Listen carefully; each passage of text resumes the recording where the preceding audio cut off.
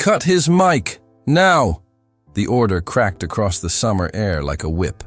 A woman's voice, sharp and unyielding, cut through the crowd gathered in the town square. The microphone in front of Christopher Sanderson gave a sudden hiss, then a hollow pop.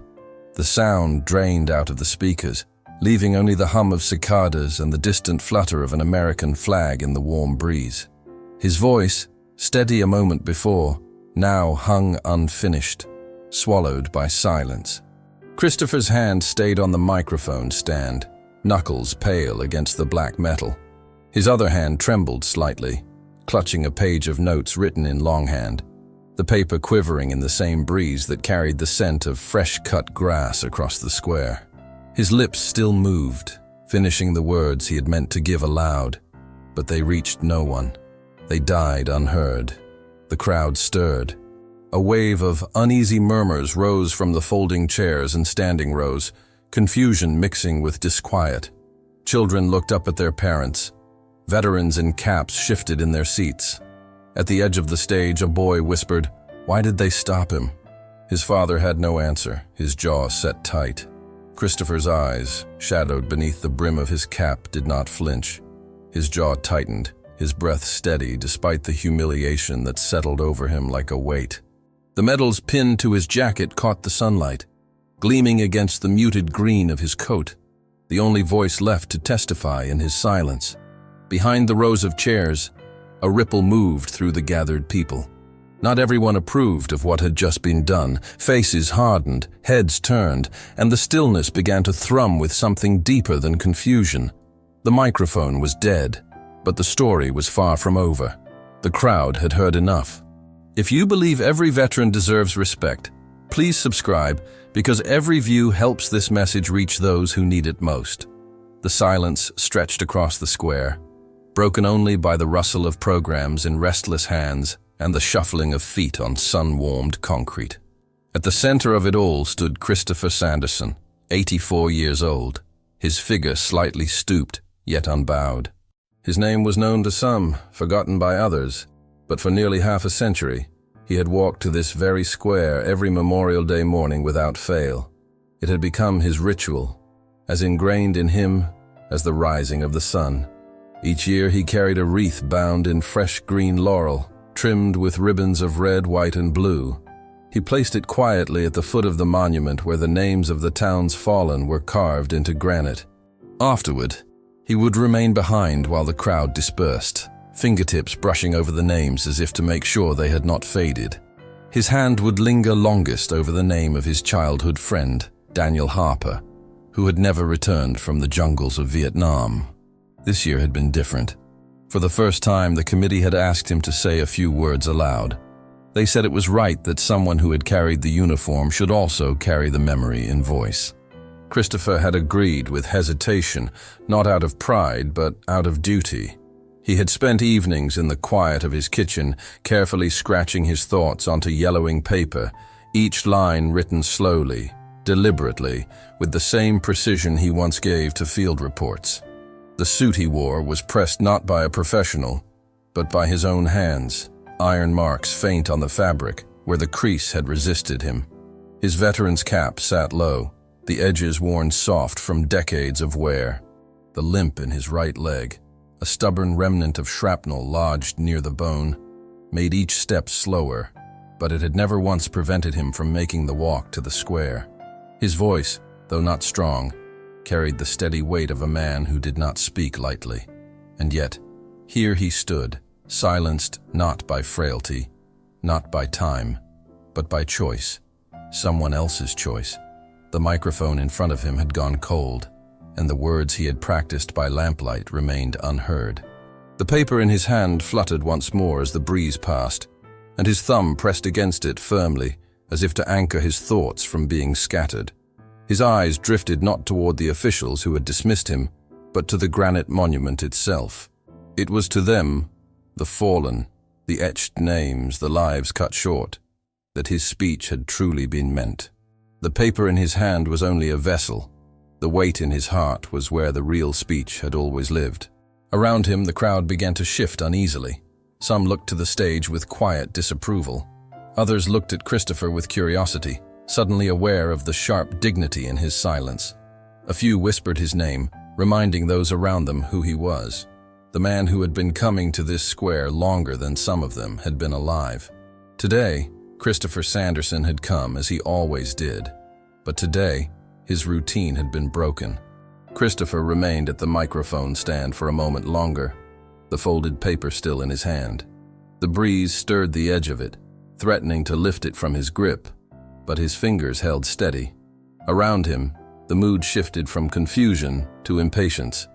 A cough echoed from the front row, sharp and deliberate, followed by the creak of chairs as people adjusted themselves, restless under the growing pause. The organizer, the woman who had ordered the microphone cut, leaned toward the sound technician and gestured curtly. Her lips moved quickly, her eyes narrowing in irritation, as though Christopher himself were the disruption rather than the action taken against him. The technician nodded awkwardly, pretending to adjust a knob, though nothing came alive in the speakers. From the rows of folding chairs, murmurs rose like an undercurrent. A man in a pressed shirt whispered too loudly to his neighbor, "We'll be here all day if he keeps fumbling." His companion gave a tight chuckle, though his eyes betrayed discomfort. Their words carried across the silence, striking sharper than they may have intended. Christopher lowered his head slightly, not in shame, but to fold his paper carefully along the worn crease. His movements were slow, deliberate, the kind of measured precision that had once guided him through jungle nights, where noise meant discovery, and discovery meant death. To some, it looked like hesitation. To those who knew better, it was discipline. The simple act of folding the paper drew smirks from a cluster of younger attendees standing at the back. One of them muttered, "He's too old for this," his voice just loud enough to carry forward. The others stifled laughter behind their hands, their shoulders shaking. Yet even in mockery, they leaned in, unable to look away from the figure who seemed carved from stone at the center of the square. The microphone stand stood silent, reflecting the sunlight in a dull gleam. Christopher's hand brushed against it once more as he stepped back, as though acknowledging its betrayal. He did not look at the crowd. Instead, his gaze remained fixed on the monument, its granite face etched with names that did not laugh, did not whisper, did not mock. Near the edge of the crowd, a small boy tugged at his father's sleeve. "Why won't they let him talk?" The father shifted uncomfortably, his jaw tightening, but he had no answer that would not wound. He placed his hand on the boy's shoulder, guiding him to stillness. But his eyes remained locked on Christopher, and there was something like shame in them. Christopher's posture did not falter. His shoulders stayed square, his stance balanced despite the limp that tugged at his right leg. The quiet around him pressed heavier, thicker, as though waiting for him to speak, but his silence remained unbroken. It was a silence that began to bend the crowd against itself, some restless, others reverent, all caught in its gravity. And then, the murmurs began to rise, rippling across the square, as though the crowd itself was uncertain whether to side with the woman's command or the old soldier's unspoken dignity. The woman at the podium adjusted her clipboard with a sharp snap, her expression taut with authority.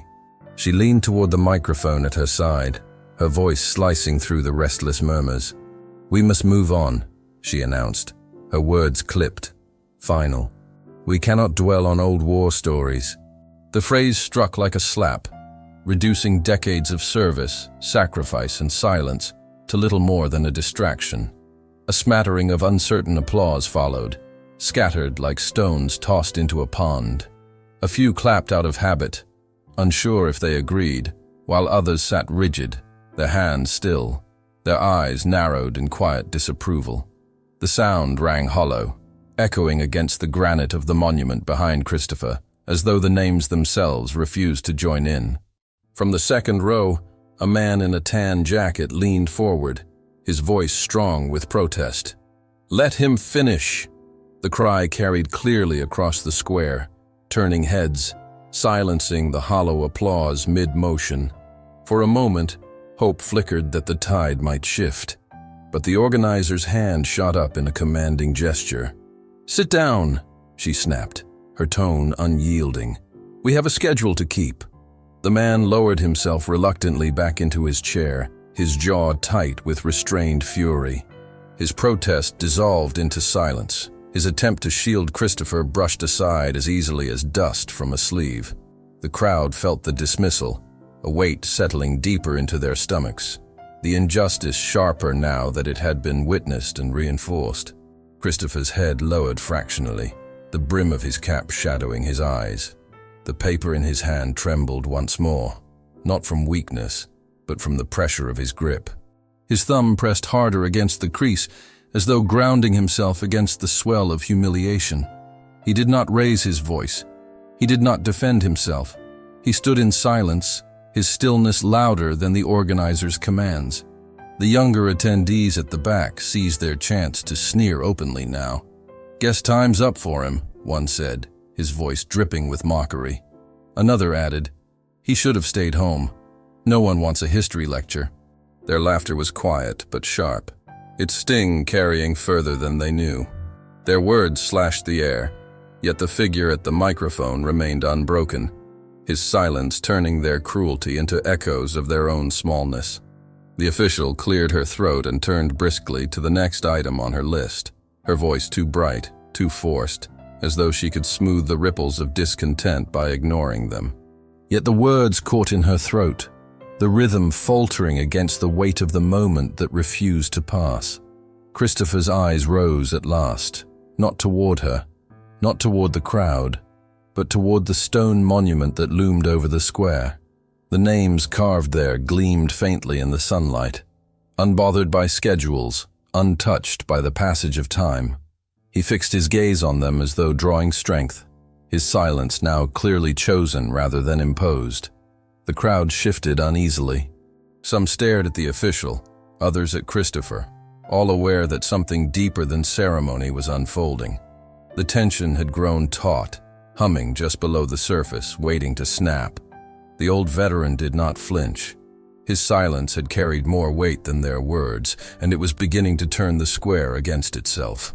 Christopher stepped back from the microphone stand, his body moving with a slowness that was not hesitation, but deliberation.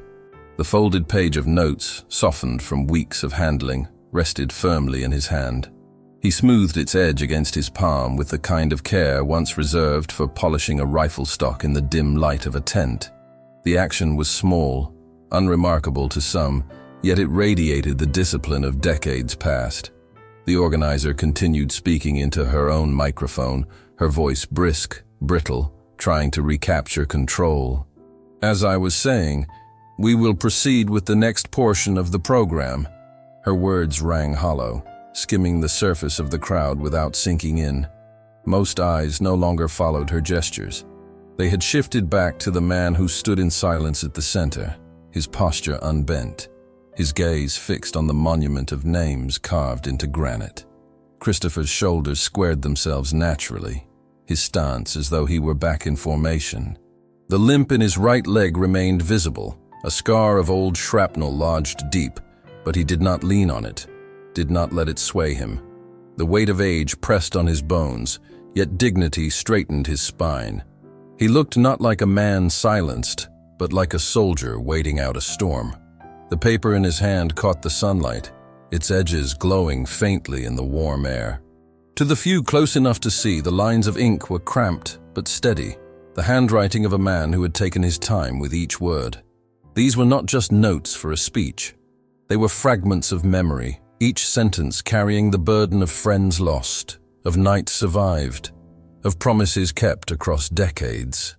Children at the edge of the crowd fell quiet, sensing without being told that something important was happening. Their parents hushed them, not with scolding, but with gentle touches on the shoulder, eyes fixed on the figure who stood wordless, yet commanding. From the back row, one of the younger men who had sneered earlier shuffled awkwardly. His smirk faltered as he watched Christopher's steady silence. The laughter seemed out of place now, clumsy and thin against the immovable presence before them. He glanced at his companions, but their eyes had also drifted away, their postures stiff with something closer to respect than mockery. Christopher shifted the paper to his left hand and with his right reached to adjust the collar of his suit jacket. The motion was precise, almost ritualistic, his fingers pressing the fabric flat against his chest until every wrinkle lay smooth. He had done the same countless times before inspections, before marches, before moments when appearances carried meaning.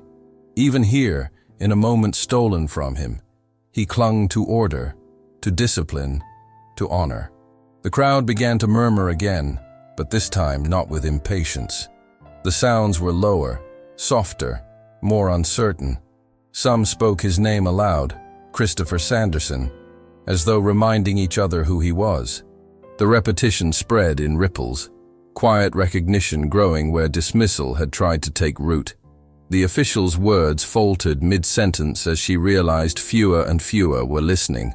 Her voice tightened, rising in pitch as if to command attention.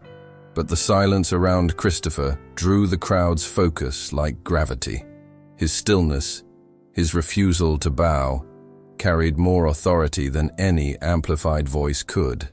A breeze swept through the square, lifting the brim of Christopher's cap slightly, catching the edges of the folded paper in his hand.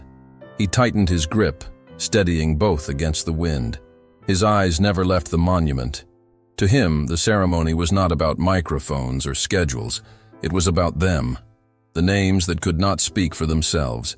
And though his own words had been taken, his silence had already begun to speak louder than their dismissal. The square was turning. The eyes of the people were no longer on the podium. They were on Christopher Sanderson. And from the back, someone else was watching very closely. At the far edge of the crowd, near the line of oak trees that shaded the perimeter of the square, stood a man in full-dress uniform. His cap was tucked beneath his arm, his posture rigid, his eyes fixed on the scene unfolding at the microphone stand. Captain Daniel Reyes had arrived quietly that morning, his intent no more than to bear witness to the ceremony, to honor the fallen with his presence. Yet now he found himself riveted, every detail of what was happening pulling his attention into sharp focus.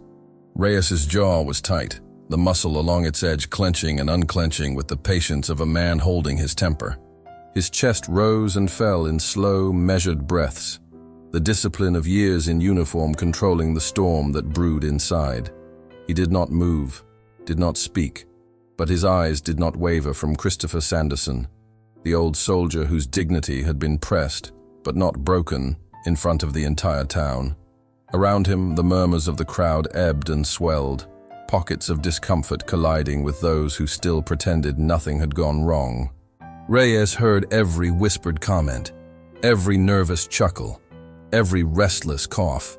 His ears caught the tone of the organizer as she rushed through her agenda, her words brittle, fragile, desperate to move past the moment she had created. But none of it pulled his gaze from Christopher. The captain's hands flexed at his sides. He was not impulsive by nature. Years of command had taught him that timing was as critical as action. A single step too early could lose the field. A single word too late could cost a life. He had carried that truth through dust storms in Kandahar, through long nights waiting in watchtowers, through the return flights when silence hung heavier than the roar of engines. Now, in this town square, he waited again. Christopher's silence had already spoken. It had drawn the crowd away from the official podium and anchored them to him. But Reyes knew silence alone could not last forever. There would come a moment when dignity would need reinforcement, not with volume, but with presence. The sunlight struck Christopher's medals, a flash of color against the muted tones of his jacket. Reyes's eyes lingered there, recognizing the weight of each ribbon, the story each bar carried. He knew without asking that they had been earned not in ease but in pain, not in pride but in sacrifice. He felt the connection that soldiers share across generations, wordless, yet unshakable. Reyes shifted his weight slightly, the leather of his shoes creaking softly against the pavement. A woman standing nearby glanced at him, recognizing the authority in his stance, the calm in his silence. She followed his gaze to the stage and said nothing. It was enough. Others began to notice too.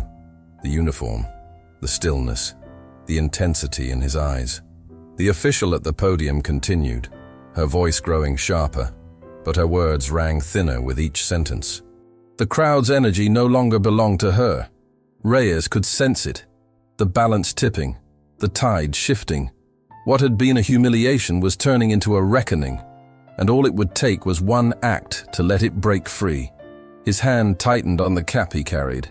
His eyes never left Christopher. He had not come to intervene. But as he watched the old veteran stand in silence, steady as a monument himself, Reyes felt the line cross. The insult had gone too far. The dignity deserved to be defended. And when he moved, the whole square would feel it. Captain Reyes stepped forward, the sound of his polished shoes striking the stone walkway like a drumbeat.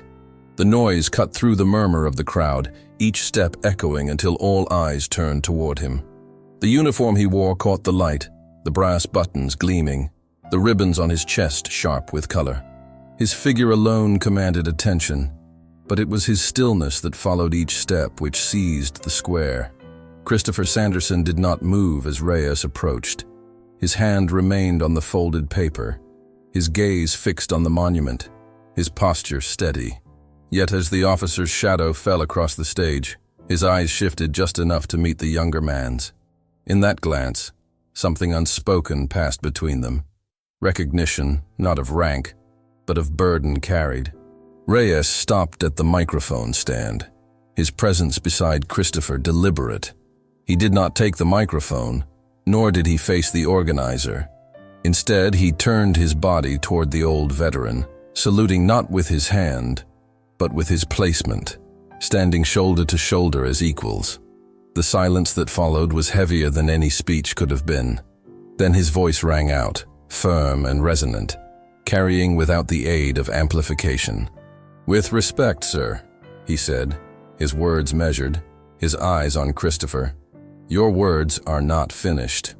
The crowd held its breath, the statement falling with the weight of an order and the reverence of a plea.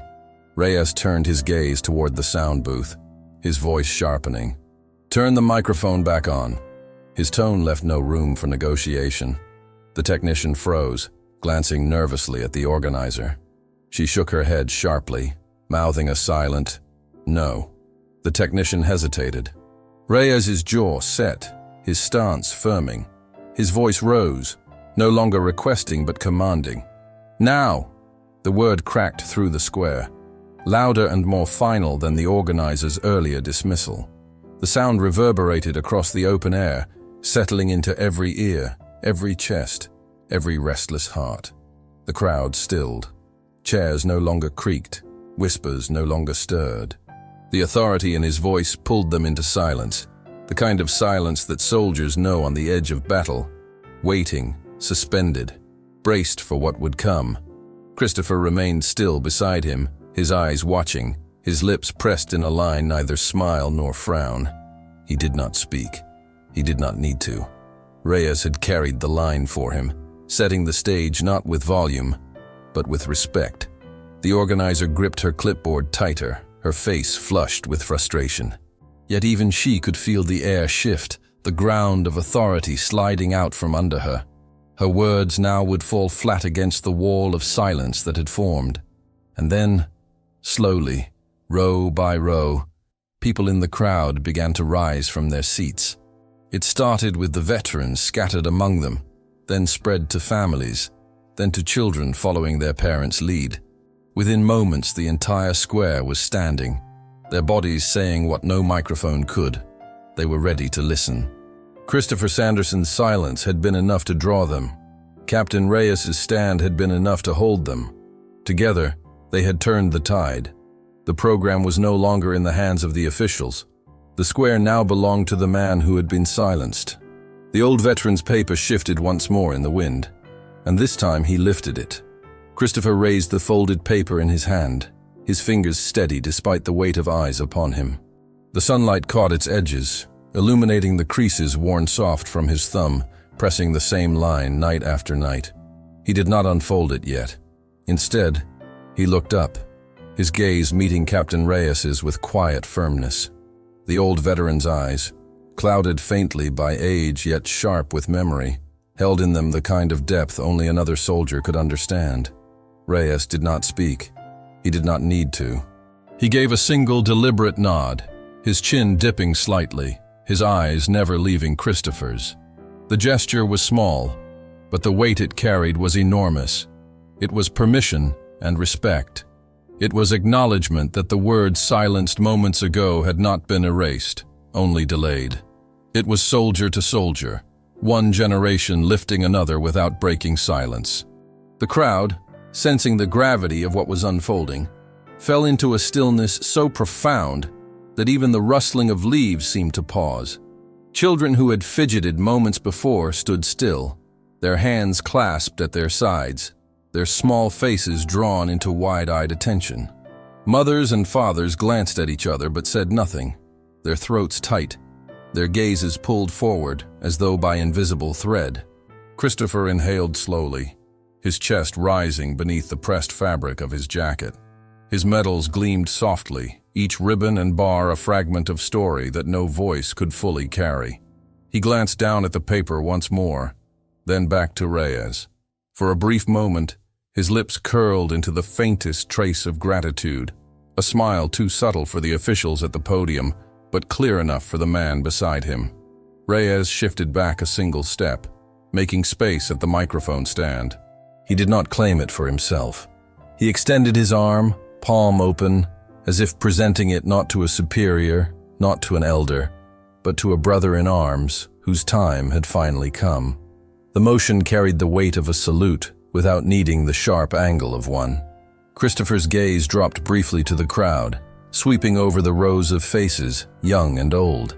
He saw in their eyes something shifting, no longer pity, no longer idle curiosity, but recognition. They were ready. The square, once restless, had become reverent. The silence was no longer forced. It was chosen. The sound technician near the booth stared down at his controls, his fingers twitching toward the switch, yet hesitating. The organizer beside him hissed in irritation, but her words faltered in the heavy quiet. For the first time, she realized the crowd was no longer hers to command. The square had turned. The moment belonged entirely to Christopher Sanderson. He lifted the paper higher, not to shield himself, but to mark the beginning. The breeze caught its edge, tugging it like a flag in the wind. His hand held it firm, steady, as it had once held the straps of his pack through nights when the jungle swallowed sound and survival depended on stillness. The old veteran looked once more at Captain Reyes, and in their shared glance was a message few could translate. It was the memory of men lost, of burdens carried, of the knowledge that silence could hold entire worlds inside it. It was the kind of brotherhood that stretched across decades, unbroken by age, rank, or time. The crowd felt it, even if they did not fully understand. Their posture shifted as one, straightening, their shoulders aligning unconsciously into something that resembled formation. Fathers set their hats over their hearts. Mothers pressed hands against their children's backs, urging them gently to stand taller. Christopher opened his mouth, drawing breath not as a man performing, but as a man remembering. The words had waited in him for days, perhaps years. Now, at last, the silence bent to make room for them. The square leaned forward in one collective motion, every soul braced for the sound of his voice. Then at last, he unfolded the paper. Christopher unfolded the paper with deliberate care, the crease sighing as it gave way, the thin sheet trembling faintly in his hands. He brought it close, his eyes narrowing slightly against the sunlight. His lips parted, but for a moment he said nothing. He let the silence expand until it became unbearable, until every breath in the crowd felt shallow, waiting for the weight of his words. When his voice came, it was quiet, yet it carried as though the air itself leaned in to bear it. "These names behind me," he said, his eyes lifting to the monument, "they were not just soldiers. They were boys I knew. They were brothers. They were sons. They were friends." Each word struck like a hammer, slow and deliberate, ringing against the stone in echoes only the heart could hear. He lowered his eyes back to the paper, his voice steady but tinged with something deeper than sorrow, the weariness of memory. "I remember one night," he continued, "the sky red with fire, the ground shaking beneath mortar blasts. We crawled through mud so thick it clung to the skin like chains. I pulled 2 men out from the wreckage of what was left of our camp." He paused, his throat tightening. "One lived, one did not." The crowd held still, no shuffling, no whispers, only the faint creak of wooden chairs under the weight of bodies leaning forward to listen. A woman in the front row pressed a hand to her mouth, her eyes glistening. A young man near the back, barely older than the soldiers Christopher spoke of, shifted uneasily, his jaw clenched as if realizing for the first time the reality behind the names carved in stone. Christopher's eyes did not leave the paper, but his words drifted beyond it, his voice carrying the texture of memory too heavy to confine to ink. It smelled of smoke and wet earth. The silence afterward was worse than the shelling. You can survive noise. It is the quiet that never leaves you. His hand trembled then, not from weakness, but from the weight of speaking aloud what had lived in silence for decades. He lifted his head at last, his eyes scanning the crowd, not seeking pity, but delivering truth. Those names, they are not stories to pass the time. They are the reason you sit here free to yawn, to whisper, to live your lives in peace. His voice cracked, the words fraying at the edges, yet the honesty in them bound the crowd tighter than any polished speech ever could. Captain Reyes stood at his side, motionless, his gaze fixed on Christopher. His throat tightened, his chest heavy with the resonance of shared knowledge. Though he had not lived that night, he knew nights like it, and the brotherhood of survival spoke clearer than any history book ever would. The crowd absorbed every syllable, their silence no longer polite but reverent. The official, who had dismissed him earlier, looked down at her clipboard, her face pale, her authority shrinking beneath the weight of truth. She did not lift her head again. Christopher's voice grew softer, but it carried farther, as if the stillness itself had chosen to deliver it. 5 of us came home. 2 did not. Their mothers received folded flags while mine received a son who never truly left that place. His eyes glistened, but no tears fell. His control held, as it always had, even when the cost was high.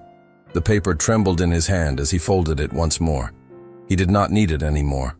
The words had found their way past the silence. The story was no longer ink on a page. It was carved into the hearts of every soul gathered there, unshakable, unforgettable. And then he said the line no one would forget.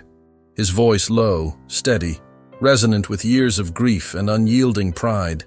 "The dead do not rest unless the living remember them." The square seemed to shiver. Eyes lowered, hands clenched over hearts, and not a single breath dared break the moment. The words had landed like stone, immovable, undeniable. The young men who had laughed earlier stared at the ground, their faces drained of arrogance. The official at the podium froze, unable to meet his gaze. Christopher Sanderson stood silent once more, the story spoken, the weight released into the air. Yet the silence that followed was no longer humiliation. It was reverence. Christopher's final words lingered in the heavy air. "The dead do not rest unless the living remember them." The square was utterly silent. Even the cicadas seemed to pause their chorus, as if nature itself had bent in deference. The folded paper in Christopher's hand lowered slowly to his side, the edge brushing the fabric of his trousers, his grip loosening, as though his body had finally released the weight of years carried in silence. For a long moment, no one moved. Then, from somewhere deep in the crowd, a single voice called out, strong and clear, "We'll be your Mike." The words cut through the stillness like a bell, sharp and defiant, ringing against the stone walls of the courthouse that overlooked the square. A ripple of gasps moved through the audience, followed by the sound of shifting chairs. Another voice rose, this time from a younger woman standing near the middle row. "Say it, sir. We'll carry it." Her face was flushed with emotion, her hands cupped around her mouth as though to throw her words farther. Christopher lifted his head, his eyes sweeping the rows of faces. For a moment he looked almost bewildered, as if the crowd's sudden shift had caught him unprepared. His lips parted, but no sound came. Then the faintest glimmer of recognition crossed his eyes, and he understood. They were offering him back what had been stolen. The first voice spoke again, louder, urging, "Tell us, sir. We'll speak it for you." This time, when Christopher's lips moved, his voice barely above a whisper, those close enough to hear repeated it aloud. The words leapt from their mouths, stronger, louder, echoing outward. The next row picked it up, then the next, until the words surged across the square in unison, a wave of sound carried by hundreds. His broken sentence became a chant. His quiet truths multiplied in the mouths of strangers until they thundered louder than any microphone could have delivered. Christopher's voice, once silenced by command, was reborn in the unity of the crowd.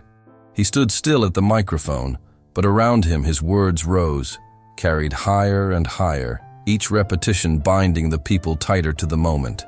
The organizer who had ordered the microphone cut froze behind her podium. Her clipboard sagged against her chest as her eyes darted across the sea of standing bodies, each one refusing her authority. She tried to speak, but her voice was drowned instantly by the power of the chant. Her earlier command of "now" had been a weapon. The crowd's repetition of Christopher's words was a weapon stronger still, but made not of anger, of respect. Children joined in, their high voices weaving through the deeper tones of their parents. Veterans added their weight, their eyes wet, their voices firm as if saluting through sound. Families gripped hands, neighbors clutched shoulders, strangers became allies, all bound together in the simple act of restoring dignity. Christopher's chest rose and fell. His breathing heavy with emotion, he did not often allow to surface. His hand pressed once against his medals, steadying himself. He did not smile, but his lips trembled with something deeper, the quiet relief of being heard, not as a man seeking attention, but as a soldier remembered. Captain Reyes stood firm beside him, his eyes forward, his presence a silent wall of solidarity. He did not speak, did not chant, but his hand brushed briefly against the microphone stand, as if anchoring it back in its rightful place. His silence now was not restraint, it was reverence, allowing Christopher's moment to belong wholly to him. The chant swelled, echoing against the granite monument, until it seemed as though the names etched into stone had found breath again. For a moment, the living and the dead shared the square, bound by remembrance carried on the voices of the people. Finally, as the chant softened, fading not into chaos but into silence once more, the crowd remained standing. No one sat. No one turned away. They had become his voice, and now they became his witnesses.